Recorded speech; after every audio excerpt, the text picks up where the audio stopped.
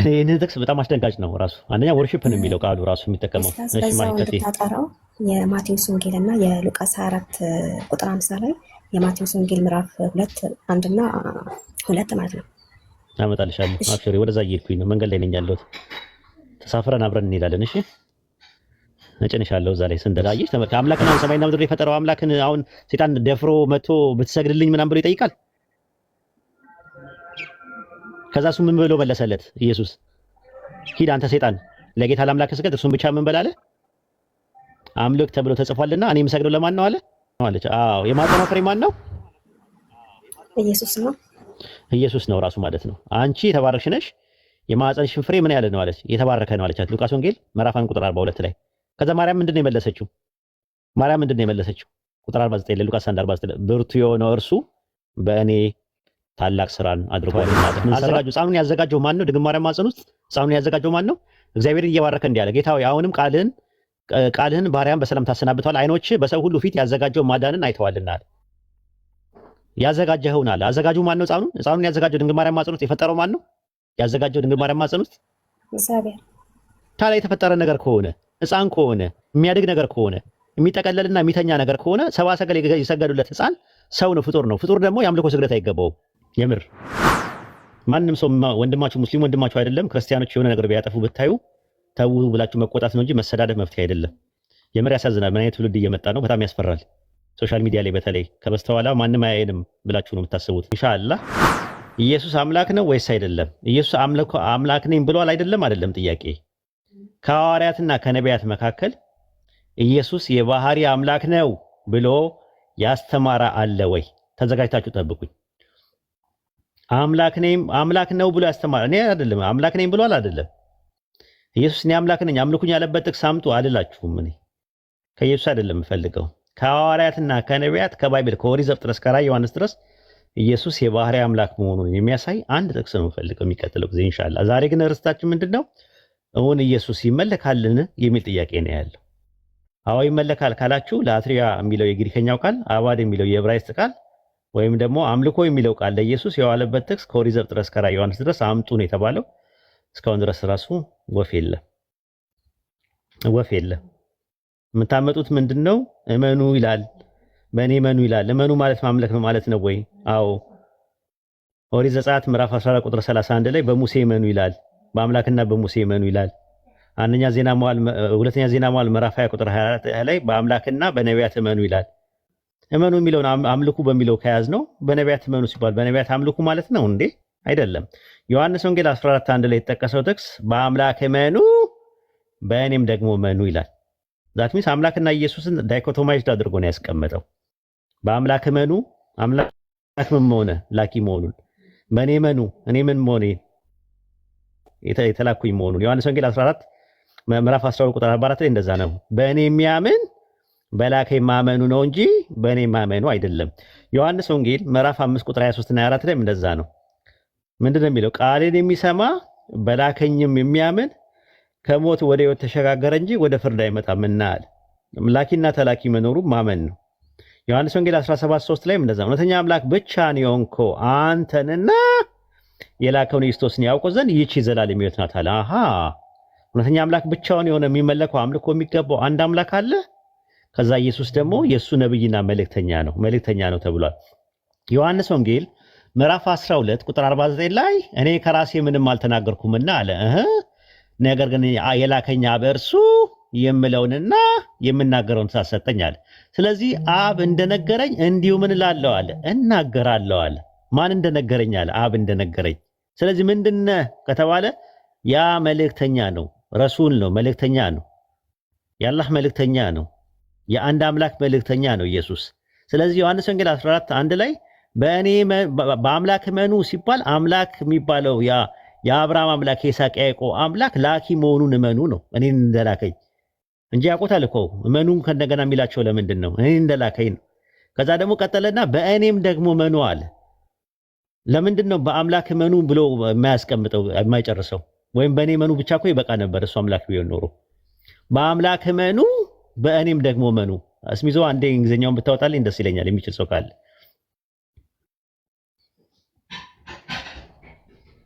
በአምላክ እመኑ ዮሐንስ ወንጌል 14:1 ላይ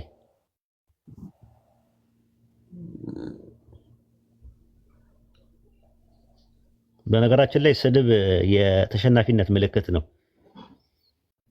ሙስሊሞች ትሳደባላችሁ አሉ ሰማው ራሱ ኖርማሊ ስድብ ጥሩ አይደለም። ወላሂ ሂሳብ አለ ራሱ ማለት ነው። አንድ ሰው ሲያጠፋ ካያችሁት ምከሩት፣ ዱዓ አድርጉለት፣ ተው በሉት እንጂ መሳደብ ወላሂ መፍትሄ አይሆንም። በምንም እውነት አያደርገውም ስድብ። የምትደባደቡለትና የምትሳደቡለት ሀቅ ካላችሁ ሀቅ ያለዛችሁም ራሱ ተሳስታችኋል። የምር ማንም ሰው ወንድማችሁ ሙስሊም ወንድማችሁ አይደለም ክርስቲያኖች የሆነ ነገር ቢያጠፉ ብታዩ ተው ብላችሁ መቆጣት ነው እንጂ መሰዳደብ መፍትሄ አይደለም።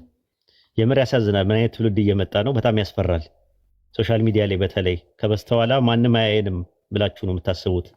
አላህ ልንፈራ ይገባል። የሂሳቡ ቀን አለ ራሱ። ሰውን ከፍ ዝቅ ማድረግ አይገባም። ራሱ ተው ማለት ሰዎች ሲጣሉ ካያችሁ ማስታረቅ ማስማማት እንጂ አንደኛው ለአንደኛው ተደርቦ መሳደብ ማለት እንጃ እንዴት እንደሆነ አላውቅም። አላህ በቁርአን ውስጥ በሱረቱ ሁጁራት ምዕራፍ 49 ቁጥር 11 ላይ እንደዛ ነው። ምዕመናን ወንድማማቾች ናቸው፣ በወንድማማቾች መካከል አስታርቁ ነው የሚለው፣ አስማሙ ነው የሚለው።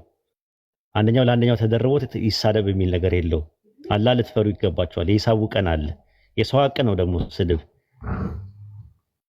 የሰደባችሁ ሰው ካለ ይቅርታ ጠይቁ ሂዱና። የሂሳቡ ቀን አለ። እሺ አያችሁት? ዮሐንስ ወንጌል 14:1 ላይ 11:1 ላይ ነው የገባው 14:1 ላይ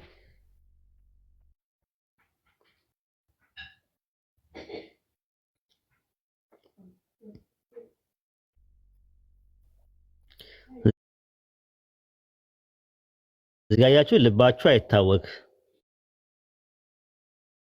አለ። ዝቅ አድርገው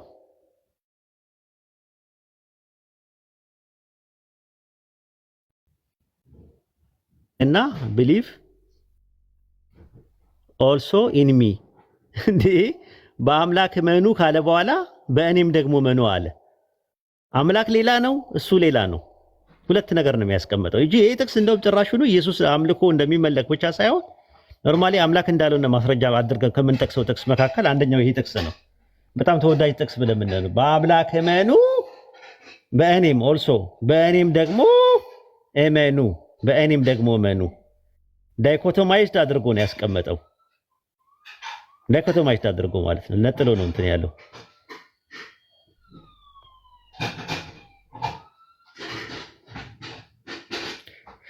ይሄን ይመስላል ያለችኝ 20 ደቂቃ ናት። ማጠቃለያ እንስራባትና እንውጣ ማለት ነው። ብዙ ሰዓት የለችኝ ማለት ስሚዞ የሆነ ነገር ማጠቃለያ ሰራበት። ማሂ ያለሽ ቀጥል ኡስታዝ።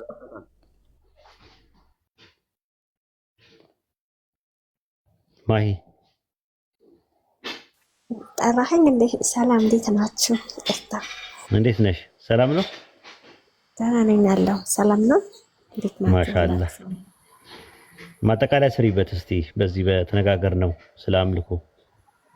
ወይኔ እኮ ምን ዘጋኸው እኮ ኦልሬዲ። ስግደት አምልኮት ነው ብዬ ያዝኩትን መታህ አፈረስከው። ስግደት አምልኮት አይደለም ካልክ እንግዲህ ምን ዋጋለሁ? ምኑን ነው ማመጣለሁ? በማመን እንደዛ ከሆነ እንትን ላይ አንደኛ ዜና መዋዕል ምዕራፍ 29 ቁጥር 20 ላይ ያዡ። ራሳቸውን አዘንብለው ለያህዌና ለንጉሱ ሰገዱ ይላል። ሰገዱ የሚለው በአንድ ግስና እና በሚል ደግሞ መስተጻምር ነው የተጫፈረው። ተጫፍሮ መጥቷል ራሱ። ስግደቱ ለያህዌ አምልኮ ነው፣ ለዳዊት አክብሮት ነው ሰው ሊልሽ ይችላል። ግን ሰገዱ ነው የሚለው። ለያህዌ ሰገዱ እና ለንጉሱ ሰገዱ ቢል ኖሮ ሌላ ጉዳይ ነው። ለያህዌና ለንጉሱ ሰገዱ ነው የሚለው። ሰገዱ ለሚለው ቃል የገባው ቃል ግሪክ ሰብጀንት ላይ ፕሮስኩኒዮ ነው። በዕብራይስጥ ሻኻህ ይለዋል ራሱ ማለት ነው። ኦሪት ዘፍጥረት ምዕራፍ 23 ቁጥር 7 ላይ አብርሃምም ተነሳ ለምድሩ ሕዝብና ለኬጢ ልጆች ሰገደ። አብርሃም አመለከ ማለት ነው እንዴ? አይደለም። ኦሪት ዘፍጥረት ምዕራፍ 27 ቁጥር 29 ላይ ለይስሐቅ ለያዕቆብ እንደሚሰገድለት ይናገራል። ኦሪት ዘፍጥረት ምዕራፍ 37 ቁጥር 9 ላይ ፀሐይና ጨረቃ 11 ከዋክብት ለኔ ሲሰግዱ አየሁ ይላል። ኦሪት ዘፍጥረት ምዕራፍ 42 ቁጥር 6 ላይ ኦሪት ዘፍጥረት 43 26 ላይ ለዮሴፍ ሰገዱለት 11 ወንድሞች መጥተው። ኦሪት ዘፍጥረት ምዕራፍ 43 ቁጥር 28 ላይ ለያዕቆብ ተሰግዶለታል። በቁና መቅረብ ይቻላል፣ ለሰዎች የተሰገደላቸው ማለት ነው። ምናልባት እሱ ያለው አንድ ሰው በብሉይ ኪዳን ላይ ነው ሊል ይችላል። አዲስ ኪዳን ላይም የአክብሮት ስግደት የሚባል ነገር አለ። ራዕይ 3:9 ላይ ይዩት። እነሆ መጥተው በእግሮቹ ፊት ይሰግዱ ዘንድ እኔም እንደወደድኩ ያውቁ ዘንድ አደርጋቸዋለሁ። ይህ ይሰግዱ ዘንድ ስግደት ለሚለው ቃል ፕሮስኩኒዮ ነው ራሱ። ለማን ነው የሚሰገደው ሲባል ለኤጲስቆጶስ ነው የሚሰገደው። ኤጲስቆጶስ ለፊላዴልፊያ መሰለኝ። የፊላዴልፊያ የማን ነው ኤጲስቆጶስ ያለው? ቆይ ጥቅሱን ቼክ ላድርገው። የፊላዴልፊያ ኤጲስቆጶስ አይደለም፣ የቤተክርስቲያኗ አለቃ ወይም ደግሞ ኤጲስቆጶስ አለ። ራዕይ 3:11 ላይ እስቲ ቶሎ እመጣለሁ። ሎዶቅያ እሺ፣ ሎዶቅያ እንትን ፊላዴልፊያ ቁጥር 7 ላይ የፊላዴልፊያ ቤተክርስቲያን ኤጲስቆጶስ ለሆነ ሰው እንደሚሰገድ ይናገራል። ራዕይ 3 ላይ ማለት ነው፣ 9 ላይ ራሱ ማለት ነው። እንግዲህ እንደዚህ አይነት ጥቅሶች ስንመለከት አምልኮና ስግደት የተለያዩ ነገሮች። ኢያሱ ምዕራፍ 5 ቁጥር 14 ላይ ተመለከቱት። ሰገደለት ይላል በግንባሩ ለመላእክት አለቃ ለሚካኤል። እንግሊዝኛ ወርሺፕ ነው የሚለው አይታችሁት ከሆነ ማለት ነው። ዳንኤል 2:46 ላይ እንደዛ ነው። ናቡከደነጾር ለዳንኤል ሰገደለት ይላል። ሰገደለት እንግሊዝኛውን እስቲ ያወጣው አንድ ጊዜ እስሚዞ ዳንኤል 2:46 ላይ ዜን ዘ ኪንግ ናቡከደነጾር ፌል ዳውን ሂዝ ፌስ ኤንድ ወርሺፕድ ዳንኤል ይላል። ሰገደለት ይላል። ወርሺፕ ነው የሚለው ዳንኤል ምዕራፍ 2 ቁጥር 46 ላይ ወርሺፕ እያለ ይናገራል። 46 ላይ ዳንኤል ምዕራፍ 2 ቁጥር 46። እሺ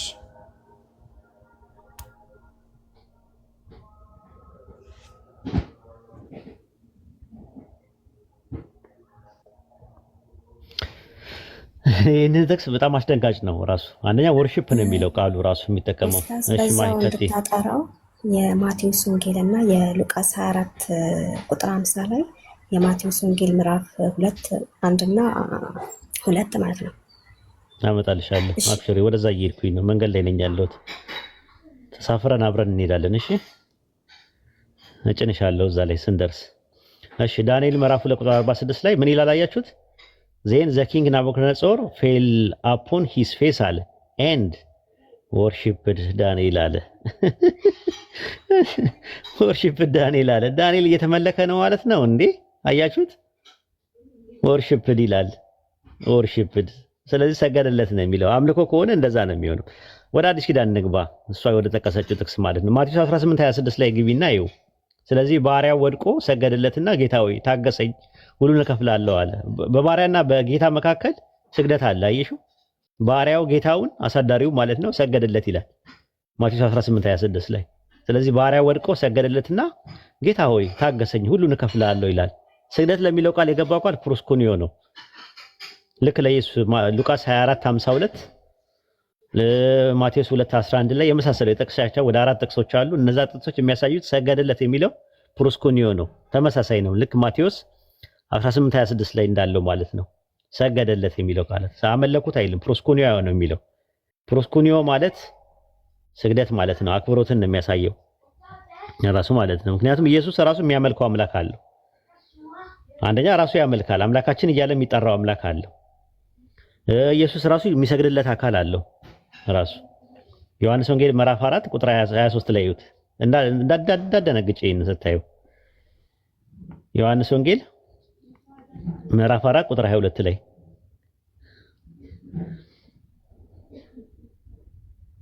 ይታይሻል።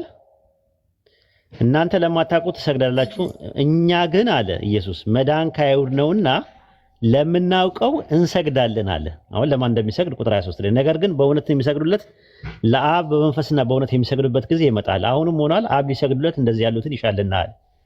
ስለዚህ በእውነት የሚሰግዱ ለአብና ለአብ በመንፈስ አለ፣ ራሱ እንሰግዳለን አለ። ለማን ነው የሚሰግደው? ለአብ ይሰግዳል። እሱ ራሱ ሰጋጅ ነው እንጂ ተሰጋጅ አይደለም የነበረው። ቢሰገድለት እንኳን እሱ ሰጋጅ ስለሆነ የአክብሮትን ስግደትን የሚያመለክተው። ለምን ስግደት የሚለው ቃል ለፍጡራንም ይውላል ማለት ነው። ከዛ አንፃር ነው። አምልኮ የሚለው ቃል ግን የለም። አምልኮና ስግደት ይለያያል። አዎ ማቴዎስ 4:10 ላይ ተመልከቱ። ለጌታ ለአምላክ ስገድ እርሱን ብቻ አምልክ ነው የሚለው። ስገድ ለሚለው ቃል የገባው ፕሮስኮኒዮ ነው። አምልክ ለሚለው ቃል ደግሞ ላትሪዮ ነው የሚጠቀመው። ስለዚህ ብቻ ነው የሚለው ደግሞ አይተሽ ከሆነ ለጌታ ለአምላክ ብቻ ስገድ ቢል ኖሮ ከባድ ይሆን ነበር። እና አብርሃም እና ምናምን የሰገዱት ልክ አይደለም ይሆን ነበር። ለጌታ ለአምላክ ስገድ እርሱን ብቻ አምልክ ነው የሚለው። አምልኮ ሲሆን ደግሞ ብቻ ለተባለው አካል ብቻ ነው፣ ለአንድ ነው ራሱ። አረብኛው ባይብል ላይ ስገድ ለሚለው ቃል ተስጁዱ ነው ብሎ ያስቀመጠው፣ አምልኩ ለሚለው ቃል ደግሞ ተዕቡዱ ነው የሚያስቀምጠው ማለት ነው። ስለዚህ ያንን ነው የሚያሳየው። ከዛ አንጻር ነው እንግዲህ ይሄን ይመስላል የዛሬ ቆይታችን። ማሂ የምጨምሪበት ነገር ካለ ጨምሪበትና ጥያቄ አልተመለሰም። እሺ ቀጥይ። ኦኬ ለኢየሱስ መጥተው የሰገዱለትን ሰዎች ምንድን ነው የምንላቸው? ለሱ ከሆነ አክብሮት ነው። ለምሳሌ አብርሃምም የሰገደላቸው ሰዎች ምን ልንላቸው ነው? እንዴ ከአብርሃም ተወውና ለኢየሱስ የሰገዱላቸውን ሰዎች አሁን ለምሳሌ ሲወለድ ሰግደውለታል። ቁጥር 24 ላይ ሲያርግ ሰግደውለታል። ስለዚህ ሰባ ሰገል ናቸው የሰገዱለት። እንዴ ሰዎች ናቸው፣ አጥንዚዛ አይደሉም መቼም የሰገዱለት ሰዎች ናቸው። ሰጋጆቹ ሰዎች ናቸው። ስለዚህ ሲወለድ እያከበሩት ነው የሰገዱለት። ታዲያ እንዴ መሲ አይደል እንዴ ይመጣል? መሲ አይደል እንዴ? መሲ እኮ ንጉሳቸው ነው። ንጉስ ይመጣል ተብሎ ይባል ነበረ። ከዛ የሰባ ሰገልም ምንድነው ያደረጉት? የአይሁድ ንጉስ ወዴት ነው እያሉ ፈለጉት። ሲያገኙት ሰገዱለት፣ ንጉስ ስለሚሆን። ትንቢት ነበረ እኮ። ትንቢታቸውም እንትን ላይ ሚልኪያስ ምዕራፍ 5 ቁጥር 2 ላይ አንቺ ቤተልሔም ይሁዳ ሆይ በሚባል በቤተልሔም ይሁዳ ይገኛል አሉ። ከዛ በኋላ ሲያገኙት ደስ ብሏቸው ሰገዱለት ይላል። አክብሮትን ነው የሚያሳየው። ማቴዎስ ወንጌል ምዕራፍ 2 ላይ ተመልከቺ ከቁጥር 1 ጀምሮ። ኢየሱስ በይሁዳ ቤተልሔም በንጉስ በሄሮድስ ዘመን በተወለደ ጊዜ ሰባ ሰገል ወይም የሰገል ሰዎች ከምስራቅ ከኢራን የመጡት ዞራስተሪያን የሚባሉት የተወለደውን የአይሁድ ንጉስ ወዴት ነው አሉ። ኮከቡም ለምስራቅ አይተን ልንሰግድለት መተናልና አሉ ይላል መሲሁ እያሉ ከምስራቅ ወደ ኢየሩሳሌም መጡ። ንጉስ ሄሮድስም ሰምቶ ደነገጠ። ኢየሩሳሌም ከእርሱ ጋር የካህናት አለቆችን ሁሉ ሰብስቦ ክርስቶስ ወዴት እንዲወለድ ጠየቃቸው። አየሽ መሲሁ ወዴት ነው የሚወለደው? እነርሱም አንቺ ቤተልሔም የይሁዳ ምድር ወይ ከይሁዳ ነገስታት አታልፍም ብሎ ትንቢተ ሚክያስ ምዕራፍ 5 ቁጥር 2 ላይ ያለውን ጥቅስ ጠቀሱ ተብሎ በነብይ እንዲህ ተጽፏልና በይሁዳ ቤተልሔም ነው አሉት። ከዚያ በኋላ ሄሮድስም ሰባ ሰገልን በስውር ጠርቶ ኮከቡ የታየበትን ዘመን ከእርሱ በጥንቃቄ ተረዳ። ወደ ቤተልሔም እነርሱም ሰዶ ሂዱ፣ ለሕፃኑ በጥንቃቄ መርምሩ፣ ባገኛችሁት ጊዜ እኔም ደግሞ መጥቼ እንድሰግድለት ንገሩኝ አላቸው ይላል። ንጉስ ነው የሚጠበቁት። የተወለደ ነገር ነው። የተወለደ ደግሞ ሰው ነው። ለሰው የሚሰገደው ደግሞ የአምልኮ ስግደት ሊሆን አይችልም። የተወለደ አለ። እነሱም ንጉስም ሰምተው ሄዱ። ሕፃኑን በምስራቅ ያዩትን ኮከብ ሕፃኑ ባለበት መጥተው እስኪቆም ድረስ መመራ። ሕፃኑ ይላል። ሕፃን ልጅ ምንድን ነው? አምላክ ሕፃን ልጅ ነው እንዴ የሚመለከው? ስለ አምልኮ አይደለም የሚያወራው። ሕፃኑ የሚለው የሆነ ሕፃን ነው። ሜካኒካል ቼንጅ እና ፊዚካል ቼንጅ ያደረገ ነገር ነው። ኬሚካል ሪአክሽን እና ሜካኒካል ፈንክሽን ያደረገ የሆነ ፕሮሰስ አድርጎ የመጣ ሕፃን ነው። ከዛ በኋላ ኮከቡ ባዩ ጊዜ በታላቅ ድምፅ ጮኹ። ወደ ቤትም ገብተው ሕፃኑና ከእናቱ ከማርያም ጋር አዩት ይላል። አምላክ እናት አለው? ስለ መለኮት ከሆነ የሚያወራው መለኮት እናት አለው? ወድቀውም ሰገዱለት አለ። ለማ ለሕፃኑ። ሕፃን ምንድን ነው? ሰው እኮ ነው። አንቺ ሕፃን እንደነበርሽው ማለት ነው። ሕፃን እንደነበርሽው ግን የሚለየው ምንድን ነው? ይሄ በማንነት ከአንቺ ይለያል። ንጉስ ነው። ወደፊት መሲህ የሚሆን ነው። የሚቀባ ነው። መሲህ ነው። መሲህ ነው ራሱ። ስለዚህ ይሄንን ነው የሚያሳየው ማለት ነው። ማሂ እሺ አመሰግናለሁ። በቃ አዎ እንዴ ሕፃን ልጅ ይመለካል። ተኝተውላ እኮ ነበረ። ተኝተውላ ነበር። ሕፃኑ ተኝቶ እንቅልፍ ተኝቶ ነበር ይላል። ሕፃኑ አደገ ይላል። ራሱ አምላክ ነው የሚያድገው። ሲያወጣላት ሉቃስ ወንጌል ምዕራፍ 2 ላይ ሕፃኑም አደገ ይላል። ሕፃኑም አደገ ይላል ሉቃስ ወንጌል ምዕራፍ 2 ላይ ያወጣላት። እኔ እኮ አሁን አለ እያልኩት ነው። ምንድን ነው ስግደቱን ነው ቁጥር 40 ላይ አይ ቁጥር 40 ላይ አክብሮት ነው የሚሆነው እንጂ ሕፃን ልጅ እኮ የሚያድግ ነገር ላይ የሚያድግ ነገር እንዴት ይመለካል? አምልኮ ከሆነ ቁጥር 40 ላይ ሉቃስ 2:40 ላይ ያወጣላት። አየሽው እዚህ ጋር ሕፃኑ ምን አለ ይላል? አደገ ይላል። ጥበብ ሞልቶ በመንፈስ ጠነከረ፣ የአምላክ ጸጋ በእርሱ ላይ ነበርና ይላል። እንግዲህ የሚመለከው አምላክ ከሆነ አምላክ የአምላክ ጸጋ በእርሱ ላይ ነበረ እንዴት ይባላል? ሕፃኑም አደገ ይላል። አምላክ ያድጋል እንዴ? ሕፃኑም አደገ ይላል። ሕፃኑም አደገ። አምላክ ያድጋል ወይ ነው ጥያቄው። አምላክ ያድጋል ወይስ አያድግም? ጥያቄው እሱ ነው ራሱ። ከዛ ሉቃስ 2:12 ላይ ተመልከችው። ሉቃስ 2:12 ላይ ይህ ምልክት ይሆንላችኋል፣ ሕፃን ተጠቅልሎ በግርግም ተኝቶ ታገኙታላችኋል። አምላክ ነው የሚተኛው? በጨርቅ ጠቅልሎ ያስተኙት ማንን ነው? ታዲያ ትንቢት ነው። ኧረ እንደው አንተ አሁን የጠፍቶህ ነው እንዴ? ኖ አይ ህፃኑ ነው እኮ የሚለው። በጨርቅ የጠቀለሉት ምንድን ነው? የጠቀለሉት ህፃን ምን አምላክን ነው የጠቀለሉት? በጨርቅ ተጠቅልሎ የምታየው ነገር ተኝቶ የምታገኘው አምላክ ይተኛል? እስራኤልን የሚጠብቅ አይተኛም አያንቀላፋ ነው የሚለው እኮ። የተኛው ማን ነው? እዚህ ጋር ተጠቅልሎ የተኛው ማን ነው? በጨርቅ ተጠቅልሎ የተኛው ማን ነው? እዚህ ጋር የተኛውማ ኢየሱስ ነው። ህፃኑ ነው የተኛው። ህፃኑ ምን አይደለም ራሱ ማለት ነው። ቁጥር 21 ላይ አንብብላት እዛው ላይ ሉቃስ 2:21 ላይ ሊገርዙትም 8 ቀን በሞላ ጊዜ ይላል በማዕፀን ሳይረገዝ በመልአኩ እንደተጠራ ስሙ ኢየሱስ ተብሎ ተጠራ አለ። ሊገርዙት የነበረው ማን ነው? ህፃኑን ነው አምላክን ነው ሊገርዙት የነበረው? ወንድ ልጅ ነው የሚገረዘው። ወንድ ልጅ ነው የሚገረዘው። ስለዚህ እንደዛ ነው ራሱ ማለት ነው። ቁጥር 27 ላይ ቁጥር 27 ላይ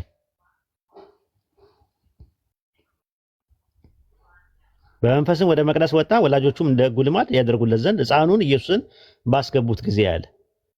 ወደ ማን ነው ያስገቡት? ራሱ ማለት ነው። እና ህፃኑን እርሱም ምን አደረገ? ከዛ በኋላ ባስገቡት ጊዜ እርሱም ደግሞ ተቀብሎ አቀፈው ይላል። ማንን ነው ያቀፈው?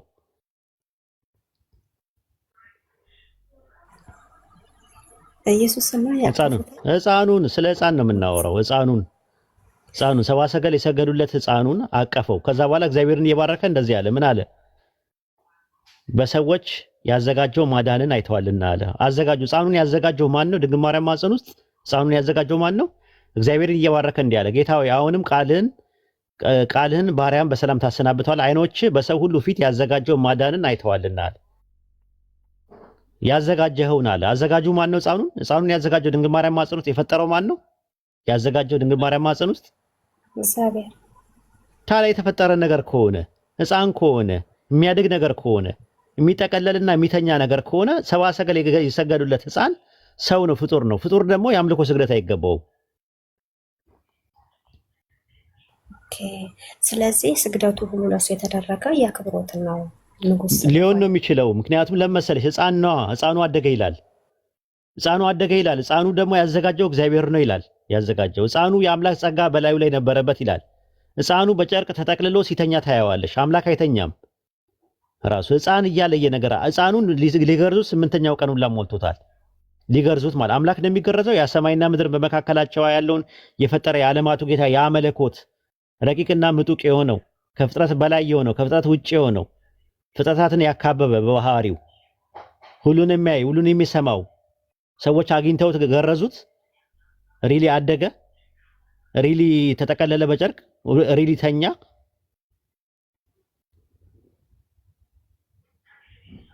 አላህ ይቅር ይበላችሁ። የለም እንደዚህ የሚባል ነገር። እሱን ነው እኮ የምልሽ እኮ ተወልዶልናል። ወንድ ልጅ ደግሞ ህፃን ተብሏል። እሱ ግን ያው ጽንስ ሉቃስ ወንጌል ምዕራፍ 1 ቁጥር 31 ላይ እነሆ ምን ትላለሽ አላት መልአኩ። ትጸንሻለሽ። ጽንስ ምንድን ነው? ኬሚካል ሪአክሽን፣ ሜካኒካል ፈንክሽን ነው። ፕሮሰስ አድርጎ የሚመጣ ነገር። ጽንስ እንዴት ነው አምላክ የሚሆነው? ራሱ አንቺ የተባረክሽ ነሽ፣ የማህፀንሽን ፍሬ ምን ያለ ነው አለቻት። የተባረከ ነው አለች። አዎ የማህፀኗ ፍሬ ማን ነው? ኢየሱስ ነው። ኢየሱስ ነው ራሱ ማለት ነው። አንቺ የተባረክሽ ነሽ፣ የማህፀንሽን ፍሬ ምን ያለ ነው አለች። የተባረከ ነው አለቻት። ሉቃስ ወንጌል ምዕራፍ 1 ቁጥር 42 ላይ። ከዛ ማርያም ምንድነው የመለሰችው? ቁጥር 49 ላይ ሉቃስ 1:49 ላይ ብርቱ የሆነው እርሱ በእኔ ታላቅ ስራን አድርጓልና አለች። ምን ሰራ? ሰማይና ምድርን የፈጠረ አምላክ በማርያም ውስጥ ምን ሰራ? ታላቅ ስራ አድርጓልና አለች። ምንድነው የሰራው ስራ? የሰራው ስራ ምንድነው? ብርቱ የሆነ ስራ አድርጓል። ምን ሰራ? ማርያም ማህፀን ውስጥ ሰው ሰራ።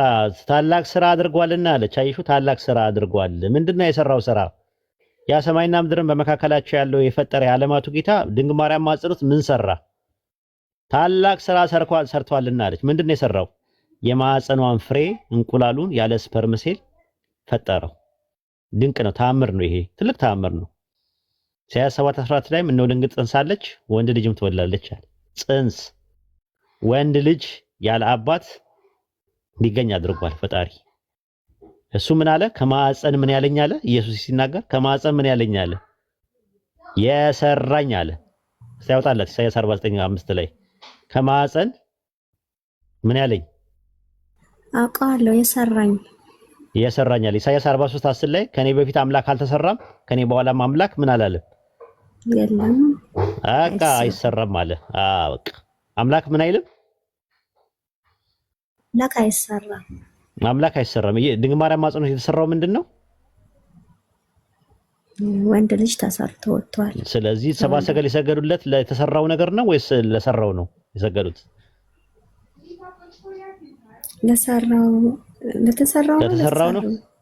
ሕፃኑ የተሰራ ነው ወይስ የሰራ ነው? ሕፃኑ የተሰራ ነው። እሺ፣ ስለዚህ ለተሰራው ነገር የተሰገደ አሳሳትከኝ። እሺ፣ ይበቃሻል ለዛሬ።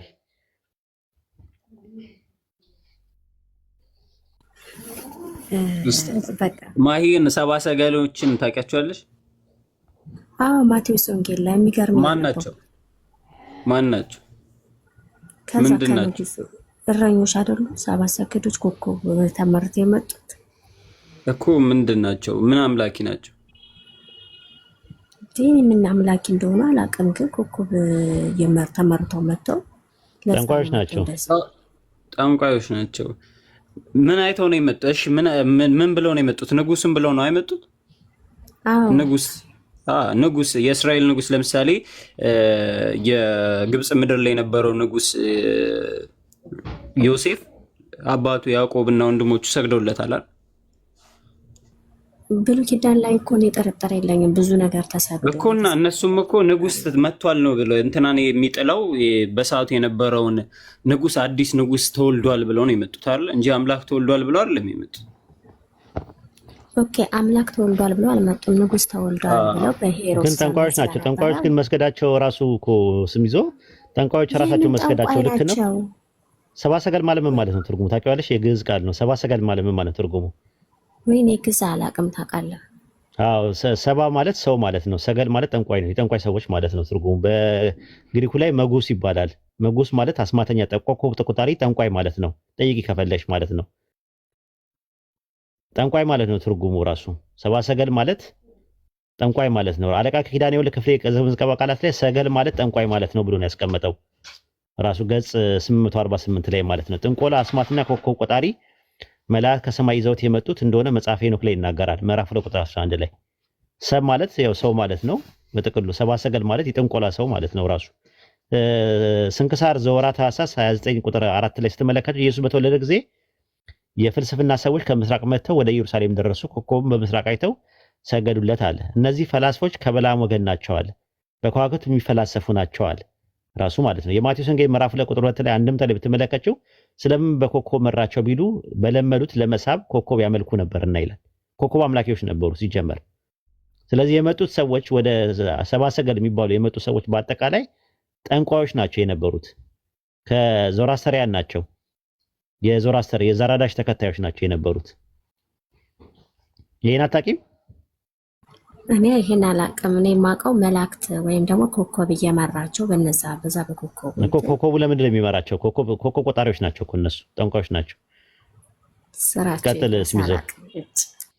ስለዚህ ኮከብ ጠንቋዮች የሰገዱትን ስግደት ይዘሽ ለኢየሱስ መስገድሽ ራሱ ልክ አይደለም። ራሱ ቢሆንም እንኳን ጠንቋይ የሰገደውን ስግደት ካልሰገድኩኝ ማለት ምንድነው? ከጠንቋይ ጋር ትከሻ የሚያለካካችሁ ነገር ምንድነው? ስሚዘው ቀጥልና ሉጣኔ መርሃባ ጨርሻለሁ። ለነሱ የሰገዱለትን ምን ታደርጋቸዋለህ ስትል ስለነበረ የሰገዱለት ማን እንደሆኑ እንድታቅ ነው። በዛ ጀዛከላህ። ማሂ የቀረሽ ነገር አለ? አይ በቃ ጨርሻለሁኝ። ኡስታዝ ይወጣ ስለሆነ እሺ፣ እናመሰግናለን።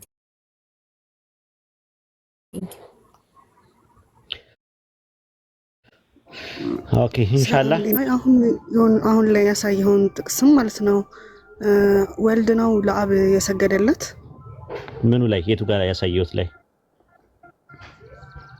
ለማሂ ቅድም መጀመሪያ እንደገባች እያሳያት ነበረ። ዮሐንስ ወንጌል ላይ ወልድ ለአብ ይሰግዳል። ዮሐንስ ወንጌል ምዕራፍ 4 ቁጥር 22 እና 23 ላይ ታገኘዋለሽ። አዎ እንሰግዳለን ነው የሚለው ኢየሱስ። እኮ ለወልድ ለአብ ነው የሚሰግደው፣ አብ ደግሞ ለወልድም ይሰግዳል። አምላክ ለአምላክ እንዴት ይሰጋገዳሉ? አብ ለወልድ ይሰግዳል የሚል ነገር አልተናገርኩም። ከዘጠኙ ቀዳዶቼም በየትኛውም አላወራውም እንደዛ ብዬ ያልኩት ወልድ ለአብ ይሰግዳል ነው የሚል ያስቀመጥኩት። ወልድ ለአብ ይሰግዳል ነው። ሰገደ የሚል ነገር በግዕዙ የሚናገረው ነገር እንደዛ ነው። ራሱ ሰገደ ነው የሚለው። ሰገደ ኢየሱስ ይሰግዳል ለአብ ማለት ነው በግዕዝ። እንትን ማቴዎስ ወንጌል ምዕራፍ 26 ቁጥር 39 ላይ እንደዛ ነው ግዕዙ። ወአተተ ሐቅ እምኔሁም ወሰገደ በገጹ ወጸለየ ወይቤ ይላል። ሰገደ በግዕዝ ነው ራሱ ሰገደ ነው የሚለው። ሰገደ ማለት ሰገደ ነው ራሱ ሰግዷል። ማቴዎስ 26 39 ላይ እንደዛ ነው የሚናገረው። ወሰገደ በገጹ ሰገደ በገጹ ማቴዎስ 26 39 ላይ ማንድምታው ላይም ከጥቂት እልፍ ብሎ ግንባሩን ምድር አስነክቶ ሰገደ ነው የሚለው። ሰገደ ራሱ ምን አለ? ሰገደ። ሉቃስ ወንጌል ምዕራፍ 24 ቁጥር 41 ላይም ግዕዙን አንድምታው እንደዛ ነው። ማርቆስ 14 35 ላይም ተመሳሳይ ነው። ሰገደ። ለማን ነው የሚሰግደው የነበረው? ለአብ ነበር ሲሰግድ የነበረው። በግንባሩ ተደፍቶ አዌ እመሰይ ተአኮ ያለፍ ምኔ ዝንቱ ጽዋ ወባህቲቱ ፈቃዴ ይላል። ፈቃድ ብትሆን እቺ ጽዋ ከኔ ትለፍ ብሎ ሰገደ። በግንባሩ ተደፋ ነው የሚለው። ተንበርክኮ ወይኔ እንዴ ብሎ ነው ተንበርክኮ ነው ራሱ እንትን እኮ ራሱ ማለት ነው። ማቴዎስ ወንጌል 4:9 ላይ ታስታውሻለሽ አኒ? እና አብ አንድ ነን እያለ እንዴት ለአብ መስገዱ? እቺን ጨርስና ወደዛ እንሄዳለን። ሌላ ቶፒክ ነው። ማቴዎስ 4:9 ላይ ሰይጣን መጣና ኢየሱስ ምን አለ? ወድቀ ምን ብትልልኝ አለው። ምን ብትልልኝ አለው ሃኒ? ወድቀ ብትሰግድልኝ ይህንን ሁሉ እሰጥሃለሁ አለው ይላል። ምን ብትልልኝ? ወድቀ ብትሰግድልኝ። ስለዚህ ኢየሱስ ሰጋጅ ነው ወይስ ተሰጋጅ ነው?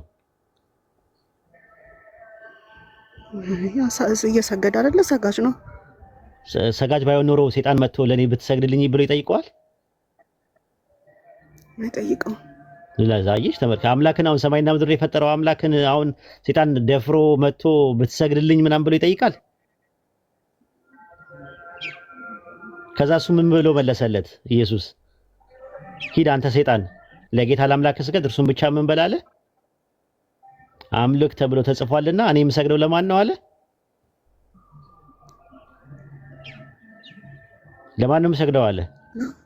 ለአብ ነው አለ። ለማንም በቃ አዎ ለጌታ ለአምላክ አለ። እኔ የምሰግደው ለጌታ ለአምላክ ነው። ስገድልኝ ግን ያለው ብሎ የጠየቀው ፕሮፖዝ ያቀረበለት ማን ነው? ስገድልኝ ወድቀ ብትሰግድልኝ እሰጥሃለሁ ይህን ሁሉ እሰጥሃለሁ ሲለው ኖ አለ። ለጌታ ለአምላክ ስገድ እርሱን ብቻ አምልክ ተብሎ ተጽፏልና እኔ የምሰግደው ለአምላኬ ነው ፖይንቱ። ኢየሱስ ሲሰግድ የነበረው ለአምላኩ ነበር። ስለዚህ እኔ አምላክ አይደለሁም እያለ ነው ማለት ነው ራሱ ወልድ። አይ ኢየሱስ ራሱ እያመለከ እየጾመለት እየጾመ